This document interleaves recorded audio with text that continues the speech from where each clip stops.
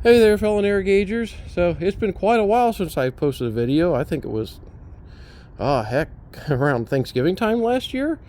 So even though I haven't been on YouTube very much lately, we've been doing quite a bit of work here on the Narrow Gauge Railroad. So I'll take you on a little walk around and show you what we have going on.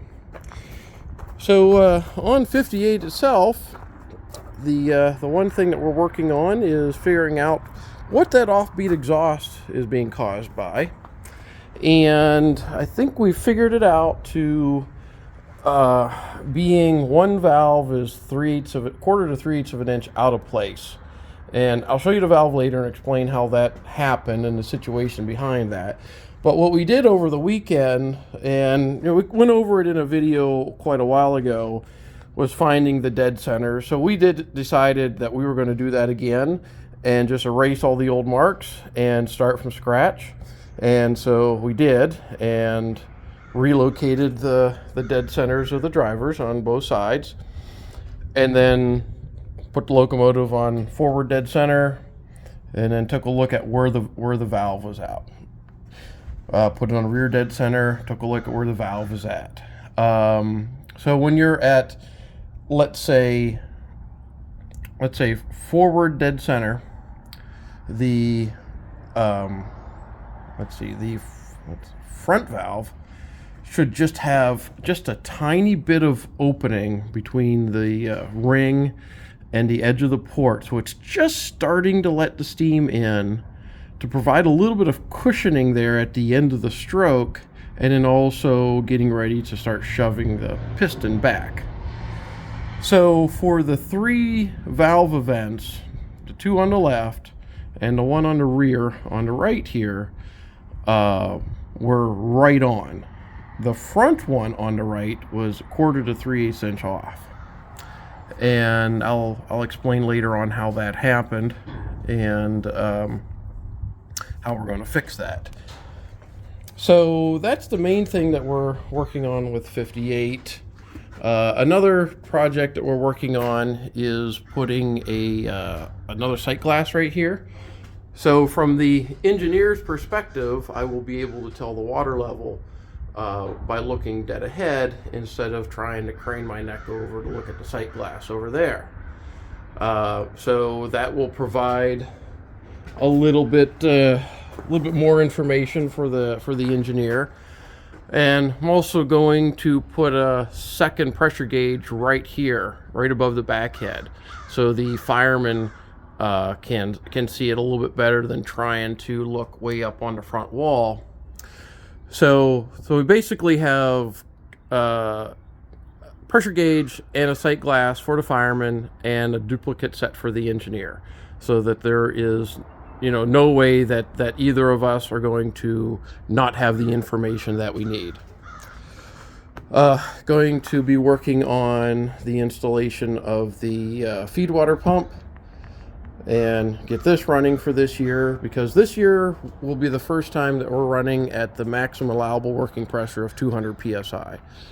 We'd always been working at 180. There's some unusual language in the Ohio law for historical boilers that basically states that a riveted historical boiler is limited to 180 psi. But there's also a little caveat in there. So, well, if it's a locomotive boiler, it can run at the maximum authorized working pressure. Well, I figured, hey, we got all flat track here, 180 psi. That's more than enough. We don't need to overstress the boiler by going up to 200. But then you actually get in operation. Then we build the 6% grade up the hill. Like, oh, we could really use that extra 20 pounds of leeway. And it's not that we're going to run at that higher pressure. It just gives us 20 more pounds of cushion, so that you're not more as likely to pop off and open a safety valve with that extra 20 pounds. We still only need 150 pounds to go up the hill with the train. So this gives us a little more leeway in firing and all that. If you overfire a little bit, or if you stop, the fire is raging, the pressure's going to build, but we don't have to worry about it popping at 180. You got a little bit more leeway there. So that'll be a good help. And it's one of those things that you learn only by operation that you figure out, what's the best thing to do here. So that's one of the other things that's kind of in the learning curve. Let's see, what else do we have going on? Not much with the tender right now. We're working on some ideas on braking so that we're not using this air compressor very much. The idea is to add additional air reservoirs to the train and have that additional air storage capacity so we could make our complete run up and down the hill without the air compressor running. And that will allow us to be able to put the passenger car behind the tender where it's supposed to be. And the other thing that is going to help with that is the construction of another car, which, for all intents and purposes, is a brake van. It's a four-wheeled flat car that is designed so that when we're doing track work, we can put a excavator on it, like a mini excavator. And then, if we have to do work like ditching along the line or anything, we need an excavator mounted on the rail to do. We just load it on that car, take it around with the Brookville, do whatever work we need to do. When we're not doing work, we take the excavator off, and then we mount the open hearth charging boxes on it, and it basically becomes an open hearth charging car that will run at the rear end of the train. Making it a steel mill mixed freight. I don't think anyone's ever done that before. And the charging boxes add additional weight to the car, and this car will have fully functional air brakes that work in conjunction with the locomotive, and that allows between the locomotive brakes and the this brake van's brakes to have the full amount of braking that we need for that hill. So we run the numbers, did the calculations and all that, and building this brake van will allow us to have much better brakes than we've had before, and will buy us some time for figuring out what to do with the trucks on the tender and the passenger car so that we can have brakes in all the cars. Let's see what else we have going on here. So there's a switch machine that's going to go up at Bance for that switch at the one end of the double track, and we have some new 85-pound switch components for the two switches up there in the engine facility. And as we go up the hill here,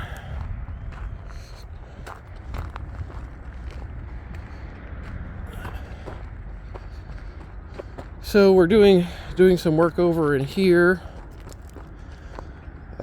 raising the track that the other two porters are sitting on so that this track will line up with the rails going into the boxcar.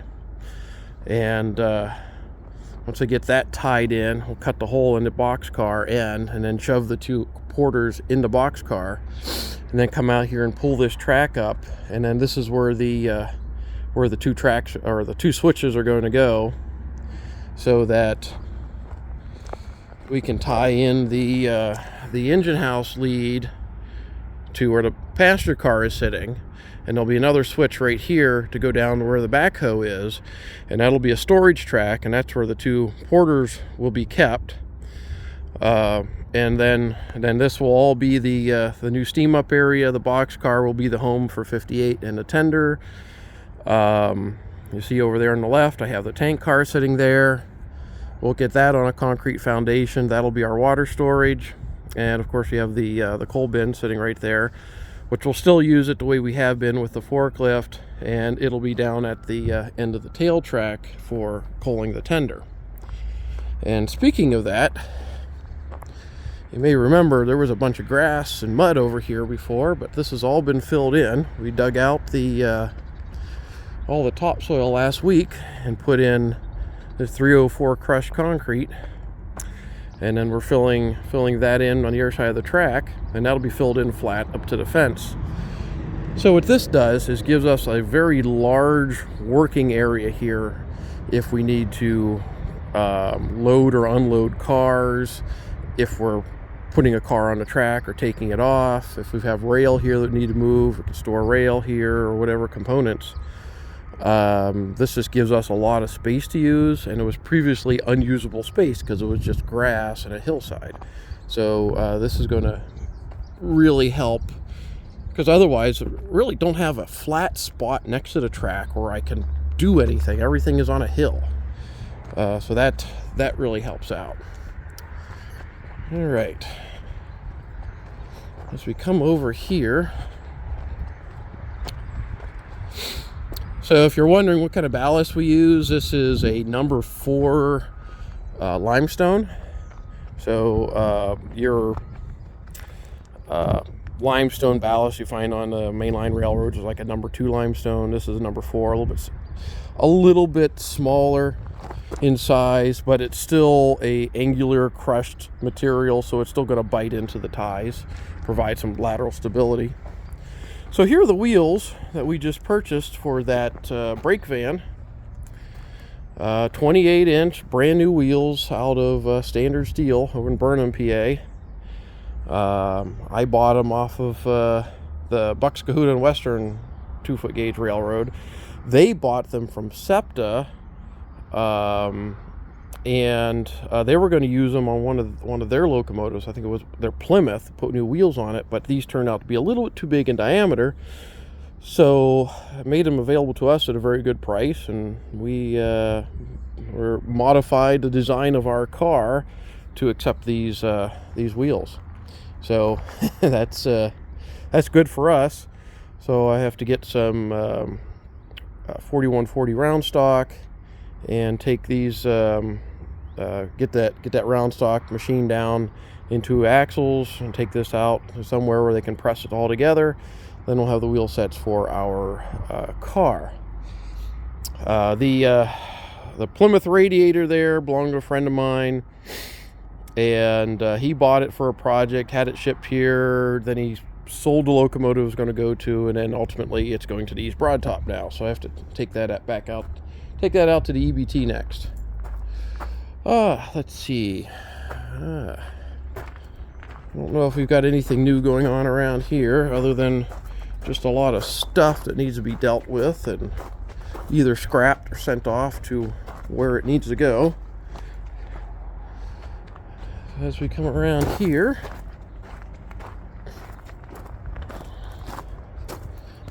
here is our 3-headed Erie searchlight signal that's going to go up on the hill here at Bance. And we've not been doing too much up on the hill over the winter. I think probably in a few weeks or so we might come out for a weekend with the excavator and do some more digging back there.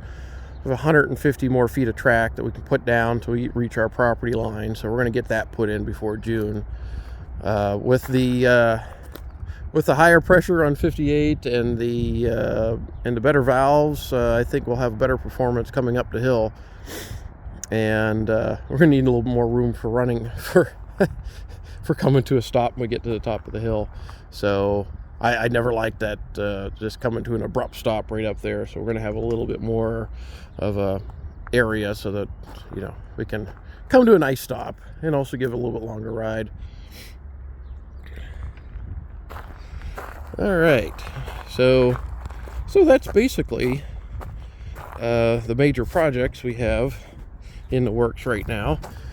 A couple of our members have decided that they were tired of looking at the 70-tonner in this condition, so they've started work on this, and we're gonna get this thing repainted and re-lettered into its original New York Central paint scheme. It was originally New York Central number 513. One of about a half dozen or so of these were built in 1942 for the Central by General Electric. And it's kind of an unusual locomotive in that it has these passenger diaphragm buffers here. So it was obviously used for some sort of switching in a passenger terminal, which was what we'd surmised. But then as we were needle scaling, we see here it says Syracuse. And Syracuse had a rather large passenger station. So we're wondering that, well, maybe this was built for, doing whatever switching work had to be done in the station there at Syracuse. That would make sense. This one had, it said class lights up right in the corner of the cab. 4 class lights all the way around. Had steam locomotive headlights. I don't know if we'll have all that stuff on here. That's rather pricey collectibles to, try to find to put on a restoration project. But who knows? We may end up making some sort of reproduction or something for it. All right, so let's head over to the caboose next.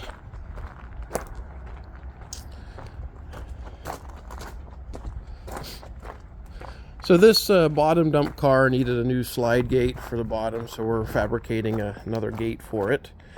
The old one was pretty roached out. All right, so into the New York Central bay window caboose. And as you can see in here, the floor needs a little attention. So we stripped this part of the floor down. This was all rotted away because the way these cabooses are built on the outside, there's no drip edge on the outside of this window. So the water would run down right onto the sill, come inside the car, go down, and then lay on this steel plate, and then soak this whole end of the car, and it would just stay wet and just rotted everything away. Rotted all the wood, all the steel's got heavy rust on it. So I have some Cosmoline rust preventative. Before we put the wood down, I'm going to go through and just take the rust off and put the Cosmoline down to help keep any more rusting from happening. We're going to put drip edges, gutters on the outside of all these side windows, and to eliminate that water coming into the car. So that's a project we're working on. I've turned this car into our office, and over the winter, we're actually using this for heat. So this stove has been going just about every day. We have desk set up here. I bring my laptop in to do whatever work we have to do. And here is the project table. Now, this is the valve off the right side of 58. This is one that I just pulled out of the 60. And you can see they line up there, but they don't line up here. And this is that 1/4 inch off. However, you go back here and they line up here where it goes into the block. So when I put 58 together, this valve spool on 58 was completely rotted away right in here. I mean, it was really thin. It had been worn away excessively in service, and then rotted away even more with the valve packing sitting on it. So I went and got the valve stem from the 59, which was this one here. And I assumed that they were the same. I shouldn't have done that, but I did. and I put it in, and it turned out that this was off a little bit. Valves are set back. So we went and added a couple shims here and moved this ahead. But for some reason, I neglected to do it back here. I think at the time, it was like, well, we'll do this little bit of adjustment and see how this works, and then adjust it again later. Well, then we got into the operating season. We're running nearly every weekend, and I didn't want to tear the locomotive down and have it tore apart with machine work being done, and hopefully, get it back together in time and it works for the next operating weekend. So I made the decision like, hey, okay, it doesn't sound right, but it still runs. It still gets the job done. I don't want to jeopardize having to cancel operating days because we didn't get the repair work done in time. I'm just going to do this in the off season. This is the off season, and We went out there, we did the dead centers, took some measurements, figured out this was probably most of the problem. We're going to move that over, put it back together, and then go through again and take detailed measurements of the valve travel, and to make sure that this is all it needs and that there aren't any other issues in here that need to be resolved. Because what I want to do is get all the issues resolved now with the valves while we have plenty of time, so that this year's operating, this will be as good as we can get it with the piston valves. One other issue we had was the valves were rather loose. These are pretty tight. That's a little loose right there. But there should be about 5 thousandths clearance or so. And this year's obviously a little bit more than that. On the valves on 58, these were pretty loose. And what it turned out to be is that these plates, this plate's only a little thicker than a 1/4 inch. They were all kind of bent out a little bit, like bell-shaped. And I think that was from just many years of this thing going back and forth and that ring pushing, and it just bent these out a little bit. So we took them to the machine shop, had these ground down flat, which took out just about all of the excessive clearance to get them back down to where they need to be. And then on the valve on the other side, these plates were a little thicker. They didn't bend, but they were made out of a softer metal, and this cast iron ring beating into it just wore kind of a groove into it, and that gave it the additional clearance that it didn't need. And so we machined that off and brought it down dead flat, and now we've got good clearance on all the valves. So yeah, this is what we have going on with the locomotive. This is going to get moved in. The valves will be as good as we can get it for this year. We won't have that offbeat exhaust this year. Locomotive's going to run a lot better with a little bit more leeway on the steam pressure.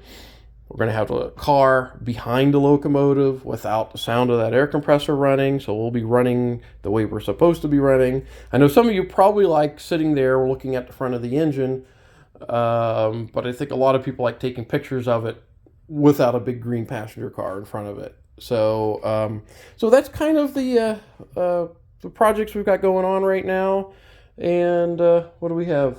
4 months? 4 months until opening day. And if this winter continues the way it is, we're going to be able to get a real good head start on things. So, all right, everyone, take care, and I will endeavor to make more videos here. All right, see y'all later.